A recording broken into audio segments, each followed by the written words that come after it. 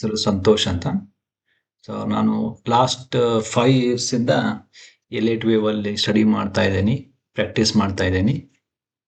So ಇವತ್ತು ನಾನು 9 waves Kannada ಅಂತ ಒಂದು ಎಜುಕೇಶನಲ್ ಪರ್ಪಸ್ ಯೂಟ್ಯೂಬ್ ಚಾನಲ್ನ ಲಾಂಚ್ ಮಾಡ್ತಾ ಇದ್ದೀನಿ. ಸೊ ಇದು ಕಂಪ್ಲೀಟ್ ಆಗಿ ಎಲಿಟ್ ವೇವ್ಸ್ ಬಗ್ಗೆನೇ ಹೇಳುತ್ತೆ. ಸೊ ಯಾಕೆ ಕನ್ನಡದಲ್ಲಿನೇ ಇದನ್ನ ಲಾಂಚ್ ಮಾಡಬೇಕು ಅಂತಂದ್ರೆ, ಆ, ಈ ಭಾರತ ದೇಶದಲ್ಲಿ ಎಷ್ಟು ಸ್ಟೇಟ್ಸ್ ಇದಾವಲ್ವಾ, ಆ ಎಲ್ಲ ಸ್ಟೇಟ್ಗಳಲ್ಲಿ ಗುಜರಾತ್ ಸ್ಟೇಟ್ಸು, ಆಮೇಲೆ ತಮಿಳ್ನಾಡು ಸ್ಟೇಟು, ಆಮೇಲೆ ರಾಜಸ್ಥಾನ್ ಸ್ಟೇಟು, ಇಲ್ಲಿ ಟ್ರೇಡರ್ಸ್ ಅಷ್ಟೇ ತುಂಬ ಲಾಭಗಳನ್ನು ಮಾಡ್ಕೋತಾ ಇದ್ದಾರೆ ಈ ಸ್ಟಾಕ್ ಮಾರ್ಕೆಟಲ್ಲಿ. So rest all states on an average ನೀವು ಡಾಟಾ ತಗೊಂಡ್ರೆ ಅವರು ಅಷ್ಟೊಂದು ಹೇಳೋ ಹಾಗೆ ಪ್ರಾಫಿಟ್ ಮಾಡ್ಕೋತಾ ಇಲ್ಲ. ಅದರಲ್ಲೂ ನೀವು ನಮ್ಮ ಕನ್ನಡದವ್ರ ಬಗ್ಗೆ ಕರ್ನಾಟಕದ ಬಗ್ಗೆ ಹೇಳೋದಾದ್ರೆ ಈ ಡಾಟಾ ತುಂಬ ವರ್ಸ್ಟ್ ಆಗಿದೆ. ಸೊ ಇದನ್ನ ಇಂಪ್ರೂವ್ ಮಾಡೋಕ್ಕಾಗತ್ತೋ ಇಲ್ಲೋ ನನಗೆ ಗೊತ್ತಿಲ್ಲ.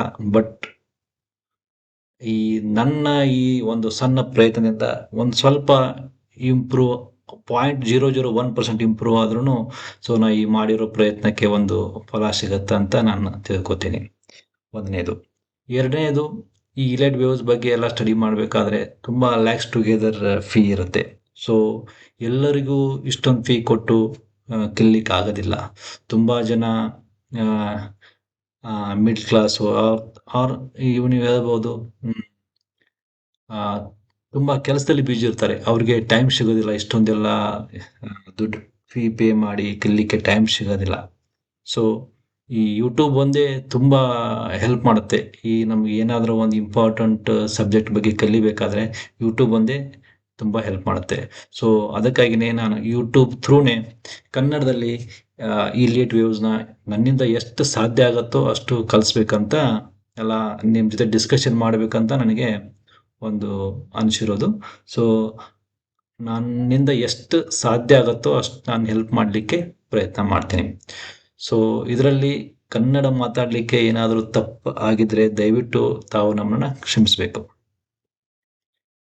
ಸೊ ಈ ಎಲಿಯಟ್ ವೇವ್ಸ್ ಬಗ್ಗೆ ನಾನೇನು ಪ್ಲ್ಯಾನ್ ಮಾಡಿದ್ದೀನಿ ನಿಮ್ಮ ಜೊತೆ ಡಿಸ್ಕಷನ್ ಮಾಡಬೇಕು ಅನ್ನೋದ್ರ ಬಗ್ಗೆ ಒಂದು ಸಿಂಪಲ್ ಆಗಿ ಒಂದು ರೋಡ್ ಮ್ಯಾಪ್ ಮಾಡಿದ್ದೀನಿ. ಅದ್ರ ಬಗ್ಗೆ ಒಂದು 5 ಮಿನಿಟ್ಸಲ್ಲಿ ಡಿಸ್ಕಷನ್ ಮಾಡ್ತೀನಿ. So first introduction or history Elliott waves ಬಗ್ಗೆ ಸ್ವಲ್ಪ ಡಿಸ್ಕಷನ್ ಮಾಡೋಣ. ಆಮೇಲೆ rules and guidelines of Elliott waves ಬಗ್ಗೆ ಡಿಸ್ಕಷನ್ ಮಾಡೋಣ.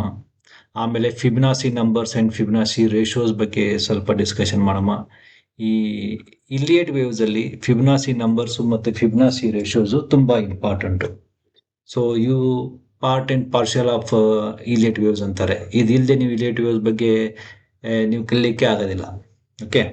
ಸೊ ನೆಕ್ಸ್ಟು ಈ ಫಿಬ್ನಾಸಿ ರೇಷೋಸ್ನ ನೀವು ಟ್ರೇಡಿಂಗ್ ವ್ಯೂವಲ್ಲಿ ಯಾವ ಥರ ಸೆಟ್ ಮಾಡಬೇಕು ಅನ್ನೋದ್ರ ಬಗ್ಗೆ ಡಿಸ್ಕಷನ್ ಮಾಡೋಣ. ಆಮೇಲೆ ಇಲಿಯಟ್ ವೇವ್ಸ್ ಇಟ್ಸ್ ಕಂಪ್ಲೀಟ್ ಅದೊಂದು ಕೌಂಟಿಂಗ್ ಪ್ರೊಸೆಸ್ಸೇ ಇದು. ಸೊ ನೀವು ವೇವ್ಸ್ನ ಕೌಂಟ್ ಮಾಡ್ತೀರಾ, ಬಟ್ ನೀವು ಆ ಕೌಂಟಿಂಗ್ನ ಎಲ್ಲಿಂದ ಸ್ಟಾರ್ಟ್ ಮಾಡ್ತೀರಾ? ಸೊ ಇದೇ ಒಂದು ಇಂಪಾರ್ಟೆಂಟು ಪಾಯಿಂಟು. ಸೊ ಆ ಬೇಸ್ ಪಾಯಿಂಟ್ನ ನೀವು ಓರಿಜಿನ್ ಅಂತಿರಲ್ವಾ, ಮೂಲ ಅಂತ ಅಂತೀವಲ್ವಾ, ಆ ಮೂಲ ಎಲ್ಲಿಂದ ನೀವು ಸ್ಟಾರ್ಟ್ ಮಾಡಬೇಕು ಅನ್ನೋದನ್ನ ಬೇಸ್ ಪಾಯಿಂಟ್ ಐಡೆಂಟಿಫಿಕೇಶನ್ ಅಂತ ಅಂತಾರೆ. ಸೊ ನೆಕ್ಸ್ಟು ಡಿಗ್ರೀಸು ಮತ್ತು ಸಬಾರ್ಡಿನೇಟ್ಸು ಇನ್ ಜನರಲ್ ಆಗಿ ಹೇಳಬೇಕು ಅಂತಂದರೆ, ಒಂದು ಡಿಗ್ರಿಯಲ್ಲಿ ಅಂದರೆ ಒಂದು ವೇವ್ಸಲ್ಲಿ ಮತ್ತೆ 5 ವೇವ್ಸ್ ಬರ್ತವೆ. ಸೊ ಅದು ಡಿಗ್ರೀಸ್ ಆಗುತ್ತೆ ಅವಾಗ. ಆಮೇಲೆ ಡಿಗ್ರೀಸಲ್ಲಿ ಮತ್ತೆ ಸಬಾರ್ಡಿನೇಟ್ಸ್ ಬರ್ತವೆ. ಸೊ ಸಬಾರ್ಡಿನೇಟ್ಸಲ್ಲಿ ಮತ್ತೆ ನಿಮಗೆ ಮಿನಿಟ್ಸ್ ಅಂತ ಬರ್ತವೆ, ಮೈನರ್ಸ್ ಅಂತ ಬರ್ತವೆ, ಮಿನಿಯಟ್ಸ್ ಅಂತ ಬರ್ತವೆ. ಸೊ ನೀವು ಹಾಗೆ ಡಿಗ್ರಿ ಒಳಗಡೆ ಹೋಗ್ತಿರೋ ಮತ್ತೆ ನಿಮಗೆ ವೇವ್ಸ್ ಸಿಗ್ತಾ ಇರುತ್ತಲ್ಲ, ಸೊ ಅದಕ್ಕೆ ಡಿಗ್ರೀಸು ಮತ್ತು ಸಬಾರ್ಡಿನೇಟ್ಸ್ ಅಂತ ಅಂತಾರೆ. ಇದ್ರ ಬಗ್ಗೆ ಡಿಟೇಲ್ ಆಗಿ ನಿಮಗೆ ಡಿಸ್ಕಷನ್ ಹೇಳ್ಕೊಡ್ತೀನಿ. ಆಮೇಲೆ ಕಂಪ್ಲೀಟ್ ಆಗಿ ಇಲಿಯಟ್ ವೇವ್ಸು 2 ವೇವ್ಸಲ್ಲಿ ಅದನ್ನು ಕ್ಲಾಸಿಫೈ ಮಾಡ್ತಾರೆ. ಒಂದು ಇಂಪಲ್ಸ್ ವೇವ್ಸು ಮತ್ತು ಇನ್ನೊಂದು ಕರೆಕ್ಷನ್ ವೇವ್ಸ್ ಅಂತ.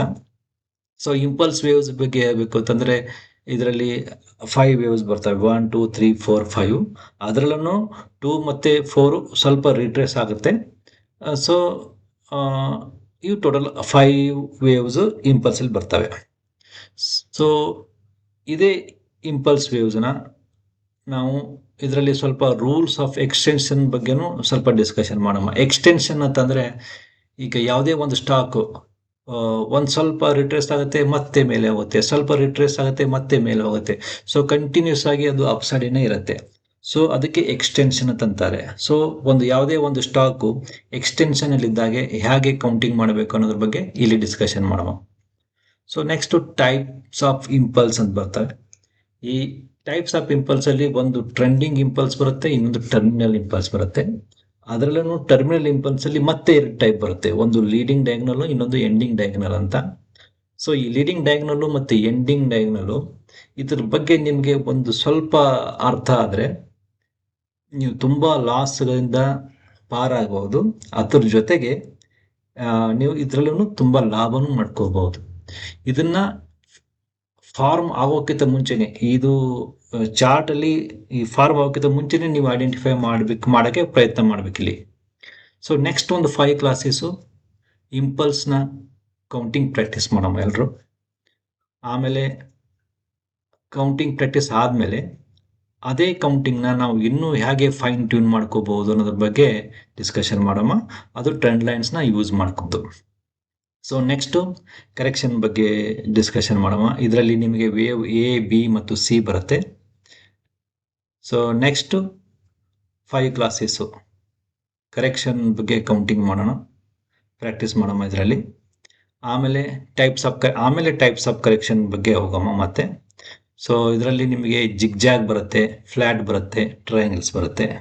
ಜಿಗ್ಜಾಗಲ್ಲೇ ಮತ್ತೆ 3 ಟೈಪ್ ಬರುತ್ತೆ, ನಾರ್ಮಲ್ ಜಿಗ್ಜಾಗು, ಎಲಾಂಗೇಟೆಡ್ ಜಿಗ್ಜಾಗು ಮತ್ತು ಟ್ರಂಕೇಟೆಡ್ ಜಿಗ್ಜಾಗ್ ಅಂತ. ಫ್ಲ್ಯಾಟಲ್ಲಿ normal flat, elongated flat, truncated flat, irregular flat, ಆಮೇಲೆ ಇರ್ರೆಗ್ಯುಲರ್ ರನ್ನಿಂಗ್ ಫ್ಲ್ಯಾಟ್ ಅಂತ ಬರುತ್ತೆ. ಆಮೇಲೆ ಫೈನಲಿ ಟ್ರಯಾಂಗಲ್ಸ್ ಬಗ್ಗೆ ನೋಡೋಣ.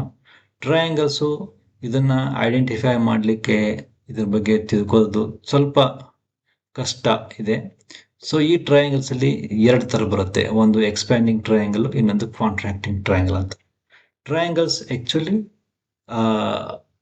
ಈ ಕರೆಕ್ಷನ್ ಎಂಡಿಗೆ ಫಾರ್ಮ್ ಆಗ್ತವೆ. ಅಂದರೆ ನಿಮ್ಮ ಚಾರ್ಟಲ್ಲಿ ನೀವು ಟ್ರಯಾಂಗಲ್ಸ್ನ ನೀವು ಐಡೆಂಟಿಫೈ ಮಾಡಿದರೆ ಇದು ಕರೆಕ್ಷನ್ ಮುಗಿದಿದೆ ಅಂತ ಒಂಥರ ಇಂಡಿಕೇಶನ್ ಕೊಡುತ್ತೆ ಇದು. ಸೊ ಇದರಲ್ಲೂ ಮತ್ತೆ ನಿಮಗೆ ಟೈಪ್ಸ್ ಬರುತ್ತೆ. ಸೊ ಅದು ಟೈಮ್ ಸಿಕ್ಕರೆ ಅದ್ರ ಬಗ್ಗೆನೂ ಡಿಸ್ಕಷನ್ ಮಾಡೋಣ. ಸೊ ಇದು ಸಿಂಪಲ್ ಆಗಿ ನಂದೊಂದು ರೋಡ್ ಮ್ಯಾಪ್ ಇದೆ.